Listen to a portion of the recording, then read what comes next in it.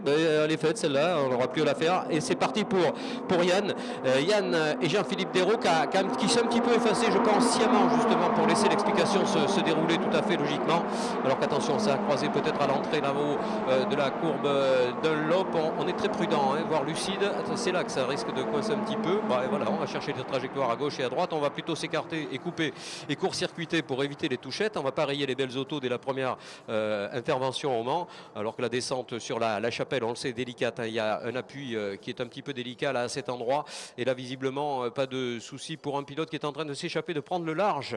Le large, naturellement, contesté par ceux qui vont arriver et débouler derrière. On voit les Lambert, les Gomard qui sont bien partis, les Carrières, alors que le départ est sous enquête. Y aurait-il une petite anticipation? Ça, c'est à démontrer. Oh, la cabriole là, du numéro 101. C'est Valgrind, malheureusement. Rodolphe qui part en tête à queue. Pas de souci pour le pilote, mais c'est dommage, très très dommage même. Alors qu'Erlacher aligne les bons espaces dans les secteurs. Mais quand on rappelle que ce départ est sous enquête, alors s'agit-il, on l'a vu s'échapper devant, a-t-on jugé que justement le départ avait été anticipé? Ça, c'est un jugement qu'on laissera à nos arbitres, évidemment, qui sont les commissaires sportifs et directeurs de course, qui eux ont une vision beaucoup plus nette et claire, puisqu'ils ont d'abord l'aide évidemment de l'informatique et des transpondeurs pour voir l'exactitude de ces faits-là. Et ça serait dommage, parce qu'il vient d'améliorer encore une fois Yann, le secteur numéro 3. Il est vraiment extrêmement rapide à cet endroit.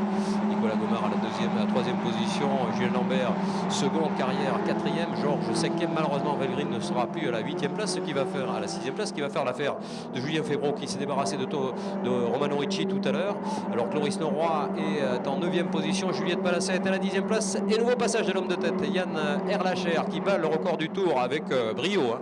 130 à l'heure de moyenne au tour pratiquement sur ce passage sur une piste piégeuse avec un temps d'1 minute 57 secondes 608. C'est lui qui pour l'instant vient par le couteau entre les dents littéralement.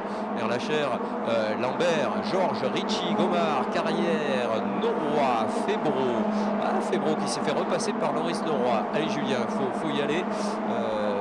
Il y a beaucoup de commentateurs qui vont rouler d'ailleurs parce que en pilote A, on devrait, semble-t-il, retrouver Bruno Vandestick. Où en est-il, notre ami Bruno, de sa position? On n'a qu'une page malheureusement qui apparaît, donc on ne sait pas quelle est sa position exacte. Vous, au Mans, vous connaissez sa voix, mais là, vous connaîtrez son talent de pilote. Alors qu'on revoit le départ à l'image, il n'y a rien qui est pour l'instant dramatique. C'était plutôt, à mon avis, pour vérifier si des pilotes s'étaient décalés ou avaient cherché à dépasser avant la ligne de départ, ce qui naturellement est formellement interdit. Alors que Romano Ricci continue d'améliorer. Carrière améliore également, ça va vite devant à ce moment de la course.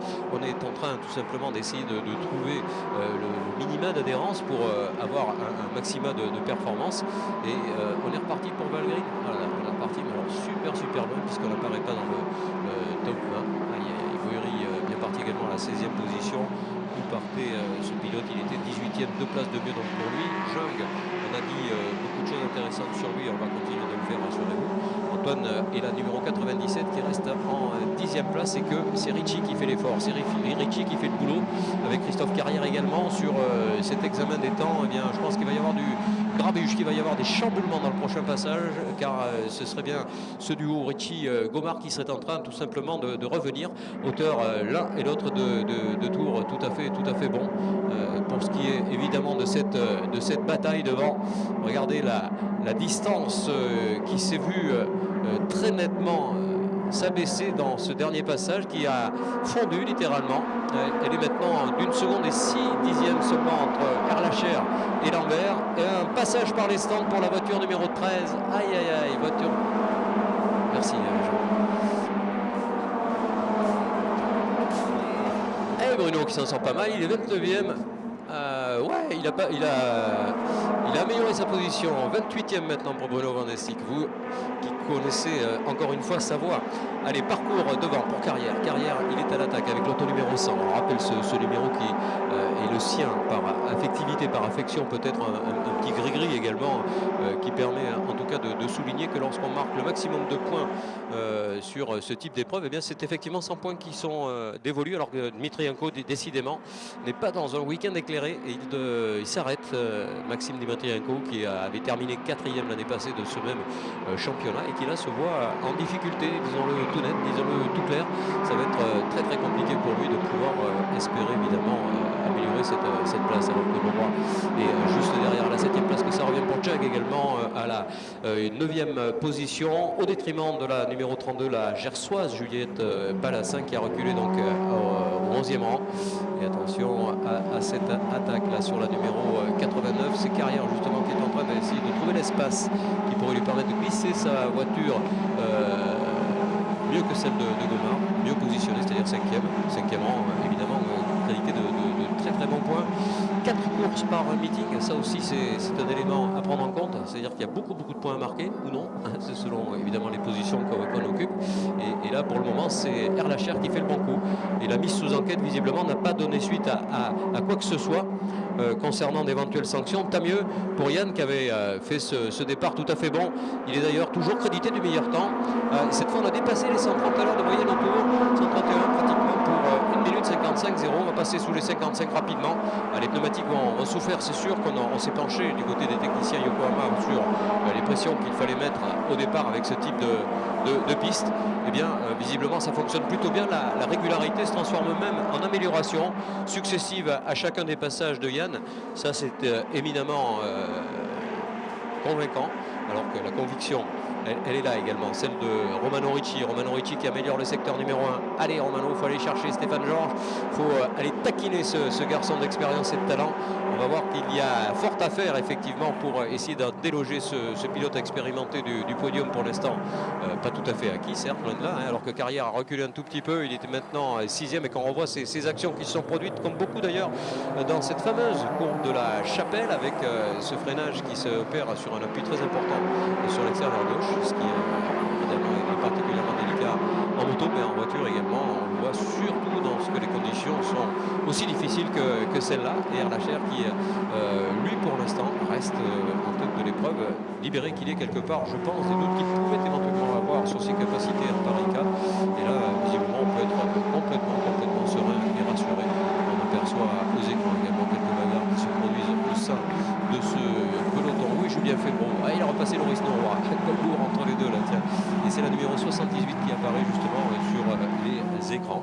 Et voilà, et Bruno Vandesti qui partage son volant avec Marine Pidou. Alors là, il y aurait une petite confusion entre Marine Pidou et Bruno Vandestick. Alors si Bruno est à l'écoute, j'en suis désolé.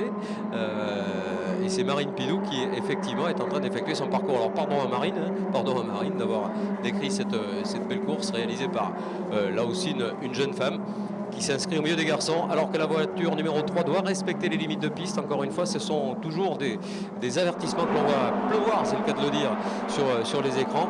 Mais bon, pour le moment, il n'y a pas vraiment de sanctions majeures qui aient été prises contre les pilotes qui sont l'auteur, pour la plupart du temps, involontaire de ces petits écarts de trajectoire idéale. Bon, difficile de faire autrement lorsqu'on est à la limite, évidemment. Mais bon, si ça se répète trop souvent, ça ferait gagner trop de temps et du coup, c'est sanctionné.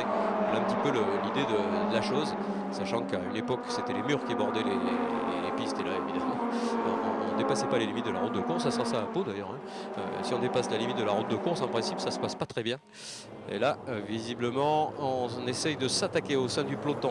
Une des voitures du VIP Challenge, d'ailleurs. Peut-être celle de Jean-Philippe Dérault qui est en train d'effectuer sa remontée habituelle. Alors qu'Erlacher a amélioré le secteur numéro 2, confirmant les conditions d'amélioration du tracé qui sont mises en évidence par ces temps de plus en plus rapides. On est passé sous les 55 tout à l'heure, on gagne quasiment 5 dixièmes à chaque passage, 1 minute 54,5 pour effectuer ce nouveau record du tour. On est certes un petit peu éloigné de la performance de 1 minute 52 réalisée pour aller chercher la pole. C'est vrai que c'était hier soir et il faisait très très bon. En tout cas bien meilleur que ce que l'on connaît actuellement au niveau des températures et de l'adhérence. Alors que là ça revient sur Lambert. Ça revient sérieusement sur Lambert. Stéphane Georges qui aimerait bien aller chercher justement la deuxième position. Pour l'instant, il n'est pas complètement assuré ni rassuré que Romano Ricci ne soit pas à même de pouvoir déloger tout simplement ce numéro 10 de la position, ce numéro 78 pardon, de cette position de podium. Et vous voyez qu'il y a du regroupement dans l'air. Attention à Ricci, on sait qu'il va vite. Ricci, c'est la voiture rouge fluo là, que l'on aperçoit avec son numéro 13. Et Ricci qui va sans doute essayer de se décaler. mais il reste encore pas mal de temps dans l'épreuve, de quoi faire en tout cas. Oh, et l'attaque, ça y est, c'est fait pour Georges par l'extérieur. Joli, joli, joli. Est-ce que Lambert va en profiter ou est-ce que Ricci va en profiter également? Mais la réponse est négative pour l'instant. Il faut être prudent quand même, hein, éviter de s'accrocher. Derrière, ça revient pour Nicolas Gomard. Nicolas Gomard qui est en train de revenir sur ce groupe de furieux devant. Il est en train de ressouder littéralement à ce groupe. Il va être aspiré par eux. Il va être inspiré également par un Ricci dont on sait qu'il est rapide à souhait. Le souhait étant le nôtre que ça aille jusqu'au bout sans toucher, sans accrochage, d'autant que derrière ça s'excite un tout petit peu avec Febro, avec Noroy, avec Jung, avec Sagné également, un très très bon pilote Sagné, ex-vainqueur d'ailleurs du rallye jeune, donc c'est vous dire s'il a un parcours déjà éloquent dans des disciplines certes un petit peu différentes, mais finalement qui requièrent des qualités qui sont semble-t-il pas équivalentes mais semblables. Et c'est pas fait pour Georges. Attention à Lambert qui voit maintenant dans son rôle de chasseur peut-être une opportunité à saisir lui aussi. Julien Lambert qui va peut-être contre-attaquer là où il s'est fait déposer tout à l'heure. C'était là, me semble-t-il, de mémoire. Et non, apparemment, on va rester de cette manière. Attention, la 77 à qui on demande de respecter les limites de la route de course. Les limites de la route de course, c'est la numéro 77, c'est Franco Lema. Franco Lema qui, avec cette voiture, partage son volant avec encore une fois Ludovic Bellinato que l'on retrouvera donc pour la course de cet après-midi. L'intérêt de cette situation étant de partager les frais naturellement de course. Et si on le décide, on peut faire les 4 courses, pas de souci. Seulement on marque la moitié des points à chacune d'entre elles, bien entendu, sinon ce serait un petit peu injuste. Allez, Ricci toujours à l'aspiration, Ricci avec la 13 toujours à l'aspiration. Allez, cette fois il est complètement dans l'arrière-train du pilote Lambert. Alors trouvera-t-il l'espace? Peut-être là. Et Lambert il regarde dans son rétro, j'imagine, hein. Allez, il faut aller chercher la corde. Ricci qui va plonger à la corde. Elle est un petit peu humide cette corde là. Et oui, on le voit, freiner là c'est compliqué. Et il s'en est super bien sorti. Lambert, il a même failli taper un petit peu Stéphane Georges, ce qui ne s'est pas produit d'ailleurs finalement. Belle opération également pour Nicolas Gomard qui aperçoit à travers cette bagarre la possibilité de revenir justement dans une position un tout petit peu meilleure. Ce serait un podium tout simplement s'il arrivait à aller chercher la place occupée par Ricci. Ricci qui a perdu quelques 5-6 longueurs de midget par rapport à la tête de course. Christophe Carrière marquera les gros points, semble-t-il, de la 6e position. Febro qui n'est pas pour l'instant à même de pouvoir aller chercher Carrière, semble-t-il, si on mesure l'écart de 2 secondes qui sépare les deux voitures. Loris Noroy là aussi va faire un bon coup pour Jung. Sagné à la 10e position. Quelques confirmations, on va parler de cette manière pour cette épreuve. Attention à l'attaque, la contre-attaque de Julien Lambert. Ça, c'est des choses que l'on ne voit pas fréquemment, hein. Quand on se fait doubler, quelquefois on se fait un petit peu larguer ensuite, mais là c'est pas le cas. Avec ce type de voiture, en roulant 5 à 6 dixièmes moins 8, on peut rester dans le même rythme, exactement dans le même rythme, tout bonnement parce qu'elle aspire beaucoup. Il y a beaucoup de phénomènes d'aspi, même si là on voit qu'il a un peu de mal quand même à déboîter. Le fera-t-il? Je pense que de toute façon le dernier tour risque d'être un peu chaud, alors que le drapeau noir, aïe, qu'est-ce qui s'est passé? Drapeau noir pour Romano Ricci. Tiens, drapeau noir pour Ricci. Alors ça va être une grande déception pour le pilote Ricci. À qui on demande tout simplement de rentrer. J'espère qu'il ne va pas du coup perturber la course de Lambert devant. Et alors est-ce qu'il va le voir ce drapeau noir? Pas sûr, hein, à quelques tours de l'arrivée. Alors ici on a la très bonne idée de présenter par exemple 2 drapeaux à damier, ce qui est tout à fait intéressant pour les pilotes qui n'ont pas toujours la vision. Alors qu'un petit attaqueux vient d'être constaté la sortie du chemin au bœuf, mais pas de gravité, le pilote est reparti. Ah là là là. Et Lambert Ricci plutôt qui se voit sorti tout simplement de son ambition de podium, alors que devant Lambert a repris du poil de la bête sur Stéphane Georges. Cette bagarre n'est pas terminée, loin de là. Et Lambert qui essaie par tous les moyens justement de sortir son camarade et non moins adversaire. Sortir, c'est un euphémisme. Il n'y a pas de volonté, de velléité particulière dans son attitude. Simplement coller gros de pression à Georges. Bon, on est habitué. Côté Stéphane Georges, évidemment, à résister à cette même pression. Mais là, c'est vrai qu'elle est forte. Là, c'est vrai qu'elle est importante. Et là, c'est vrai qu'il reste encore quelques passages. Donc, ça me paraît délicat quand même d'espérer rester comme cela jusqu'au bout. Et pourquoi pas, alors que Ricci a compris que la sanction était tombée, il doit en connaître la raison, vraisemblablement, parce qu'il a obtempéré quasiment immédiatement, on ne peut pas dire immédiatement d'ailleurs, dès son passage devant le drapeau noir. position, alors que devant, là aussi, la décision est en train de se faire pour un avantage très net accordé à Yann Erlacher.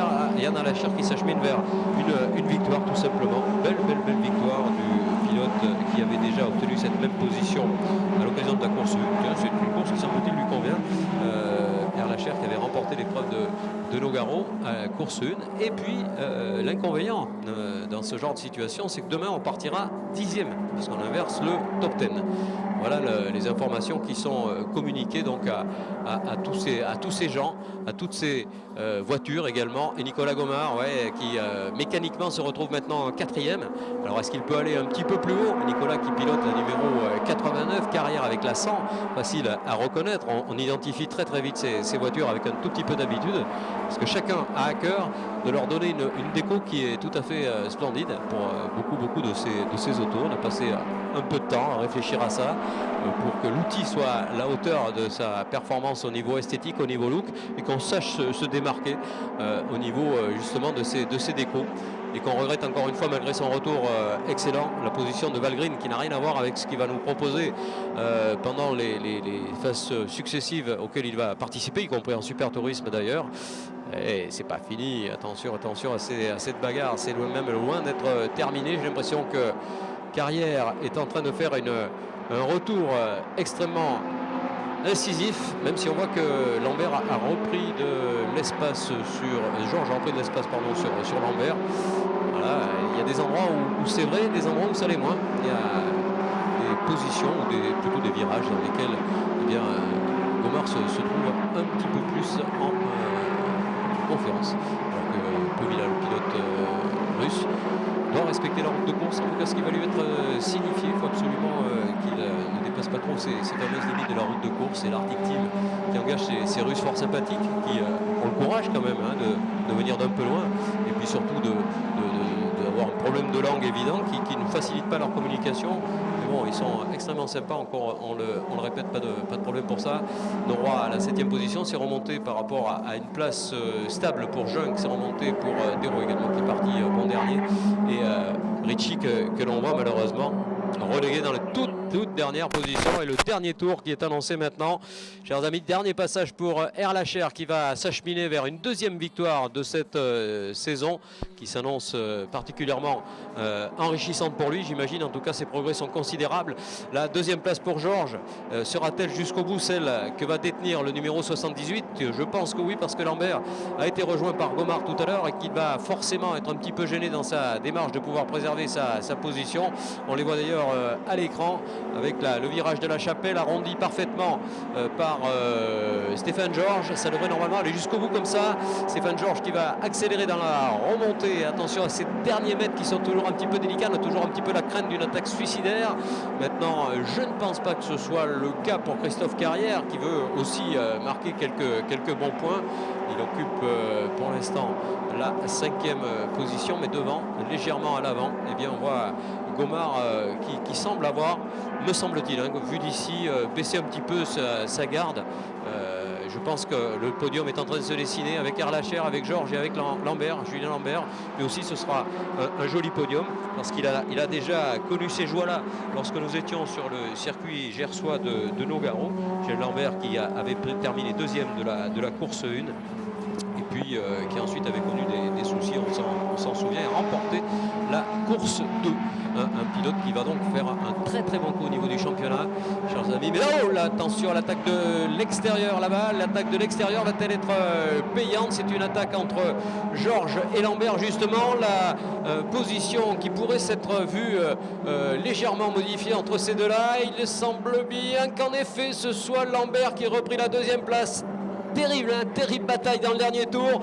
Lambert qui termine finalement second. Ah, il doit pester Georges, mais bon, après c'est la course. Gomard, les bons points de la 4e position, Carrière 5e, Febro magnifique, 6e, Julien Noroy 7e, Jung 8e, Sagné à la 9e place. On retrouve Juliette Palassin dans les points de la 10e position, pas mal du tout.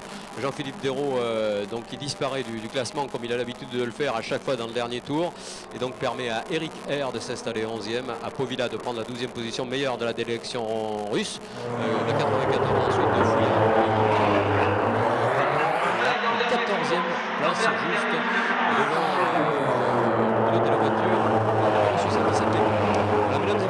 c'était la première course de la midget 2 litres. On va se retrouver dans quelques instants au podium de midget 2 litres qu'on retrouvera à 4 reprises.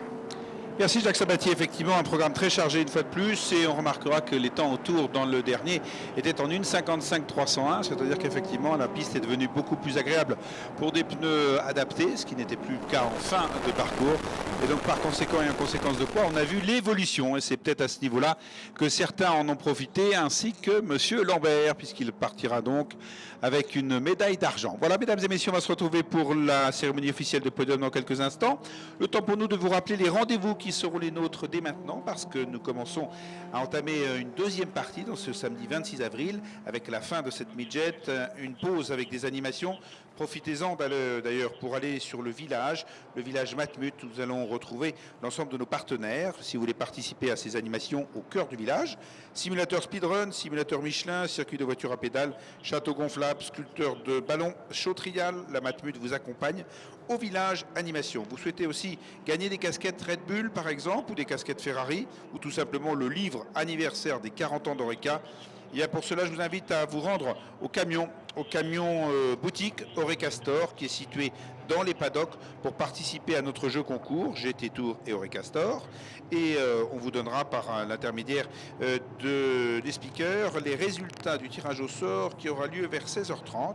On vous informera donc des gagnants qui pourront revenir sur la boutique pour chercher leur lot. On est aussi en ouverture de pit lane pour la voie des stands, vous le savez, à 13h25, de 13h25 à 13h45. Et de ce côté-là, eh bien, ça sera tout simplement en accès module sportif au niveau de l'après-grille. Ça vous permettra, amis spectatrices et amis spectateurs, de voir de près nos voitures du championnat de France et de la Coupe de France FFSA GT. Donc c'est l'occasion pour discuter aussi avec vous et puis pour voir les derniers moments de concentration nécessaires avant de se retrouver pour une compétition d'1 heure. Le programme d'animation du jour avec l'ensemble des performances dans ce village Matmut autour de notre radio partenaire, puisque c'est RMC qui est la radio officielle du GT Tour. RMC au Mans, c'est sur le 103.9, RMC numéro 1 sur le sport.